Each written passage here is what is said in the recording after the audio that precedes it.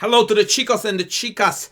Today we are going to have a look at the World Cup. I have been following this event with great interest, and in fact there is so much awesome chess played by so many remarkable chess players that I thought that it would be a pity not to dedicate a couple of videos at least to this marvelous event on my YouTube channel. I don't promise you constant recaps, but for example, last night we had so many fascinating games that I couldn't help myself but decide to have a bit of a review, a bit of a recap of what happened. And the man is already there on the screen, the bottom left, but I'm going to keep him for being the cherry on my cake. And I'm going to start with my countryman, Ferenc Berkes. In the black trunks. He actually managed to go through this round by defeating Boris Gelfand, no less, with the black pieces. And kudos to my friend Berkes for playing a very, very ambitious opening behind the black pieces. It started off as a weird cross between a Bogo and a Ragozin. And actually this game follows theory for eternity, and I'm going to skip through the irrelevant parts rather quickly. What I want you to note is this beautifully ambitious pawn sack here with castles.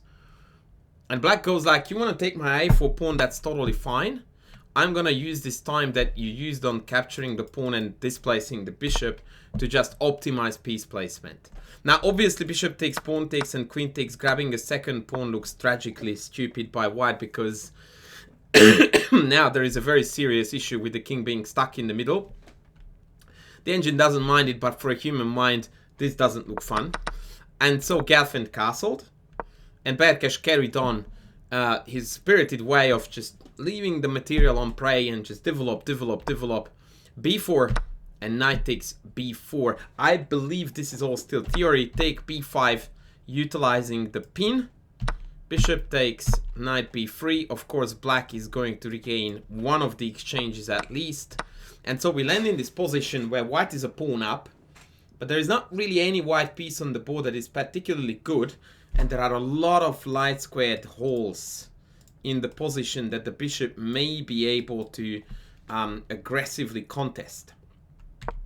Knight c5 was played, queen b5 was played, light squared theme, and Berkes infiltrates the position rapidly and with notable ease. g6, preparing the previously mentioned bishop f5. Textbook case, by the way, of initiative counterbalancing the material deficit. Bishop c3, bishop f5. Queen b2, knight e4. I really like black's play in this position. Rook a1, takes. The funny thing is that despite the many trades, black's initiative is actually improving. And the reason for that is because we normally lose the initiative with trades. But the thing is that Berkes very carefully traded the pieces that were not required for his initiative to keep going. For example, here, the key components of black's initiative are these three pieces, and we can claim the bishop as well. So basically everything that is left is what we needed. Queen e2, now that's already a brutal, absolutely vicious threat on f2. Gelfand played bishop e1 here. What's wrong with queen e1? Because knight c3 I can take back and there's still no backrank mate. Maybe bishop g4. Once again demonstrating the power of the bishops. Okay, fair enough. So Gelfand played bishop e1. And this is where the beauty came. And this is such a marvelous strike by... yeah, Kemsky said that he should have played queen e1. Yeah, there is a marvelous idea here coming by Berkes. He plays h5, continuing the aggression and pressing on the king side. Queen c1, king g7, knight d2, bad move. And here comes the response that I never saw coming. Knight g5. And even when I call this out and you see the exclam, actually I'm gonna remove that. You go like, what's the big deal? The big deal is that the white king, it turns out, is very, very exposed to these 3 pieces and the bishop as well. And black has got some very, very surprising mating combinations here that are virtually impossible to stop.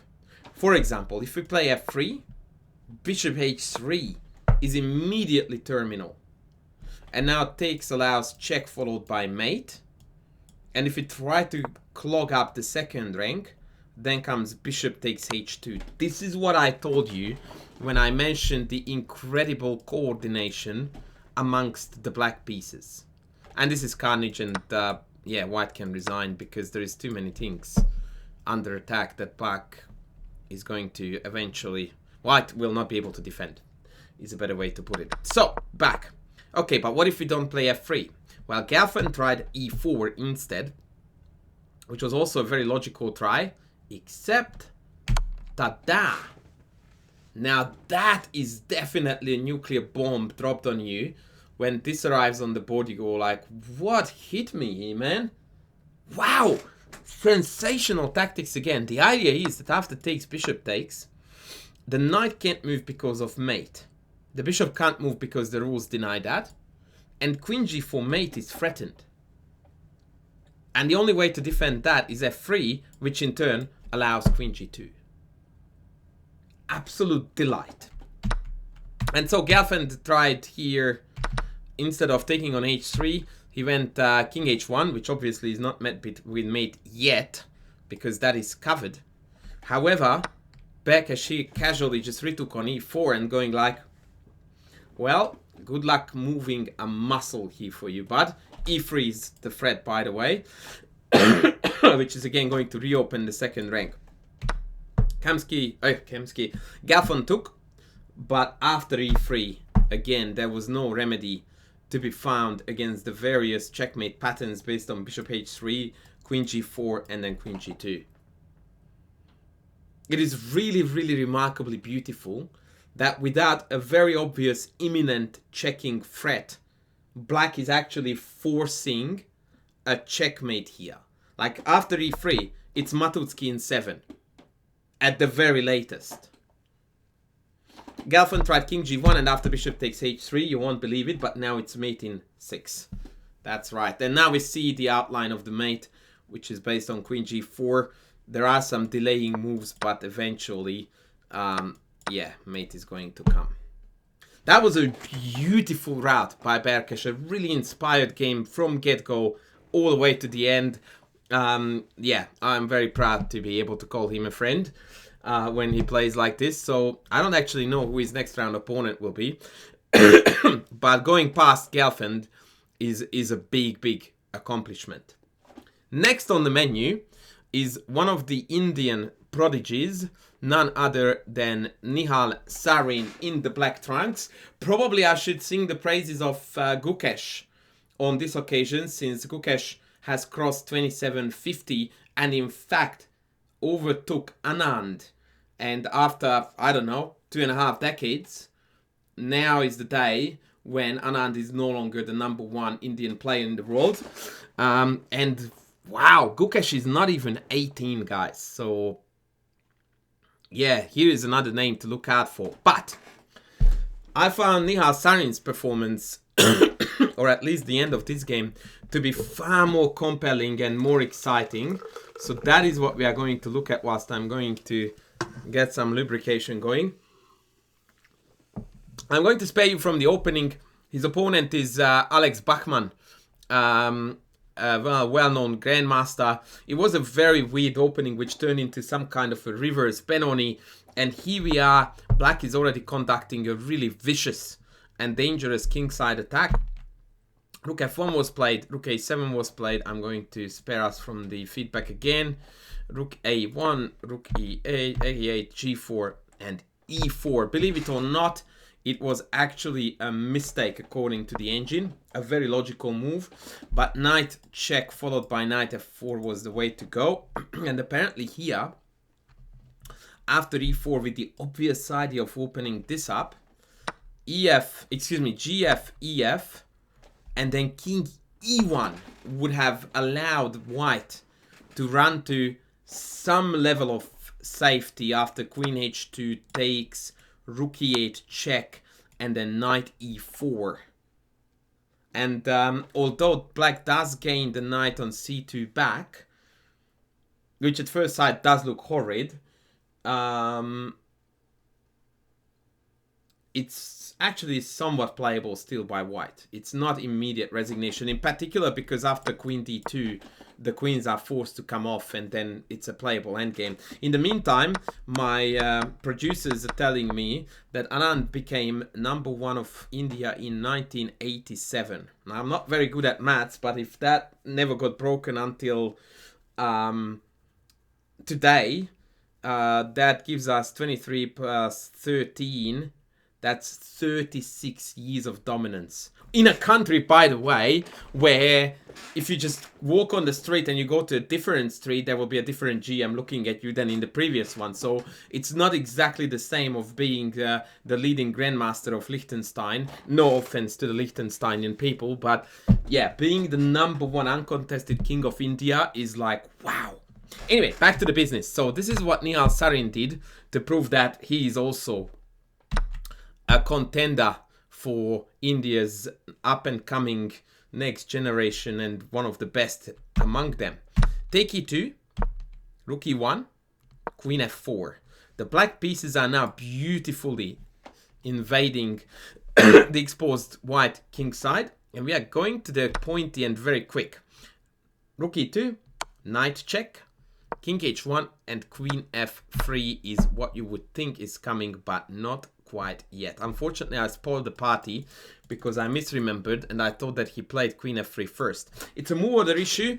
The way Nihal did it is more spectacular. He immediately went rook takes a5, an absolutely sensational strike. The idea, of course, is that the back rank can be abandoned owing to checkmate on f1. But what happens if we just sidestep the issue? Black is still a piece down, right? So where is the mate? If queen f3, we have rook g2. And if then knight f4, then knight e1. I will actually show you this because I fell for it myself. Knight f4, and I thought black was completely winning, but knight e1. And now after the check, there is rook g1, and there is no mate to be found. But black has something far more spectacular here than that, and that was queen f3 check, rook g2, and this is where actually Sarin did it twice in this attack.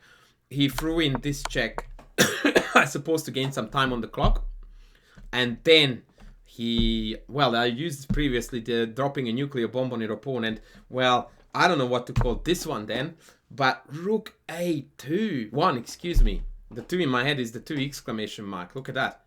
Ta-da. What a move. What a move. Rook a1, sacking the rook on that empty square like an absolute trooper.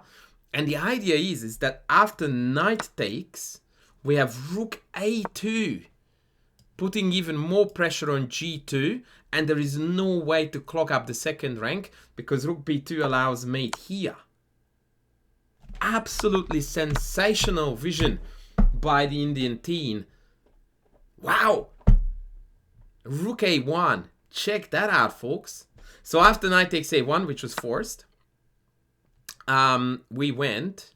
And for the record, by the way, which I forgot to mention, the threat after rook a1, so assume white plays a pass, is queen f1 check. Welcome to X-ray motif. And after rook takes, fun enough, X-ray will come back later on today. Bang, bang, bang, and mate. Wow. And so it can't be ignored. It had to be captured. Sarin threw in the checks again. Went rook a2. And that's it, man. That's all she wrote. The mate cannot be stopped on g2. They played rook g1 to do so, thus allowing an even sexier checkmate. The smothered Materino on knight f2. Nihal Sarin, take a bow, man. That was a Matutsky and a half.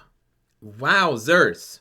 And that, ladies and gentlemen, takes us to the final game of this video, which was Magnus Carlsen in the white trunks against Levan Pantzulaia. Now this I'm going to show you in its entirety because there is a feature in this game that I really want you to see, or a concept rather.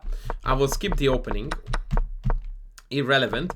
Pantzulaia here decides to sacrifice the d6 pawn in order to obtain quite a bit of initiative based on the diagonal, the pin, the better development, the piece activity, the rook coming to d8, yada yada yada. I don't mind this position for black at all. Magnus pulls back to d2, idea being knight d5. Pantzulaia played knight b4, it's a slight inaccuracy. The idea is that knight d5 always gets punished by knight c2 check. Maggie played a3, g5, bishop back, rook d8, queen c1, and knight d3 check. And what went down here is some of my favorite things in chess, and that is that there's one side with extra material in a cramped and unpleasant position, and their number one instinct is to try to reverse that, give back the material and grab the initiative. Look how Maggie does it. He takes on d3, now c4 is hanging, and he goes like, have it. They take on c4, and he goes knight d5, and he says, have that one too. And by doing so, he managed to castle, secure his king, and with knight d5, he's now provoking a scenario where the file is open against the enemy king. And in a blink of an eye, we went from an extremely unpleasant looking position like this from white's perspective, where the pressure is on us, but we have the extra pawn, to we give up the pawn, but the pressure is on you now, baby. To be perfectly fair, this is defensible, but it again shows the difficulty and the psychology of chess, that playing this with black well is a far tougher challenge than playing it when he was pawn down but had the initiative. Rook e1, queen d8, still good. Queen c4, still good. King f8, and here, following our favorite Yasser Seirawan's advice, all the guys needed to come to the party with rook e2 and then rook e1. Instead, Magnus went with knight e5. And apparently here, a quick h5, I suspect hinting rook h6, rook d6, would have kept black actually pretty safe. Instead, knight c6 was played, still okay. Rook d1. Hello? That's not a bad introduction. 2 exclam, I don't know. I mean, it can't be captured because of mate in 1. So 2 exclams is a bit exaggerated. Funnily enough, here there was a possibility to take this. I didn't realize that earlier. And then check here, forcing king g8. And then queen b7 hitting this and this. But this looks to me like a lot of pieces will come off. With bishop takes e5 or even... Yeah. No, I'm not convinced about this. Neither was Magnus, who decided to step out of the discovered checks of the knight. And after b5, queen d3, this is where he pulled off an insane idea. Check this out. Opponent plays h5, we go knight c6. The knight can't be captured because d5 is hanging. And now Magnus reroutes the knight from e5 to f5, where it's going to be a heap more powerful by playing knight c6, knight e7, knight f5. Watch. Knight c6, knight e7. Look back, knight f5. And even here, Pantzulaia had a chance to stay in the game with perfect defense. Good luck finding that, which would have been bishop f6. A very counterintuitive move because other than removing the bishop from being in the capturing range of the knight, it sort of blocks the 6th rank. It just looks like an awkward move. But apparently that was the only way to stay in the game. Instead, Pantzulaia played queen g6. And yeah, this gets punished absolutely beautifully. And that move is none other than bishop c7 kicking the rook. And now if the rook goes sideways, then of course bishop d6 check followed by knight e7 picks off the queen. So Pantsulaja had to play rook d7, and this is where Magnus uncorked the sensational finish. And that was none other than rook e8 check. A beautiful, beautiful attacking sequence, forcing the king onto e8. Actually, I don't think Pantsulaja resigned here. I'm pretty sure that this was played. I thought that he resigned here, but anyway, the point is that after knight e6, revisiting the X-ray theme, we have got this marvelous checkmate with queen a8, knight d8, queen takes d8. It is your X-ray again, rook d8, and rook d8 checkmate. An absolute stunning vision by the Norwegian, a lovely, lovely finish. And again, one can't help but notice that when you see a position like this, it is just super basic chess principles demonstrated by the very best in the world. That's what it is. It's perfect development. It's a safe king against an uncastled king, disjointed development, the whole shindig. If you look at this position, your impression is that you are looking at a Morphy game. That's what a Morphy game would normally look like when he's schooling everyone who was trying to have a go at him. That's what it used to look like. And it hasn't changed. Since the mid-1800s up to 2023, those rules and concepts remain the same. That's why you need to go and check out Chess Principles Reloaded Chessable courses. But anyway, once again, the mate, it was sensational. Rook e8, what an absolute beauty. King e8 and then queen e4. Of course, if the king goes to f8, then the mate is even faster on a8. So, yeah, this is, ladies and gentlemen, the World Cup. I have neglected the ladies tournament in the sense that I didn't go through all the ladies games to find a ripper of a game. I do recall watching Harika Dranavali's game last night. She had a very nice attack in the events with black. So I'm going to look out for ladies games as well, because I do intend to make more videos about the World Cup. So please stay tuned. Don't forget to sub, to like. Please comment down below. It helps the algorithm, or so they say. Seemingly nothing does, but hey, hope dies last. And I will be back with the next video soon. Thanks for watching.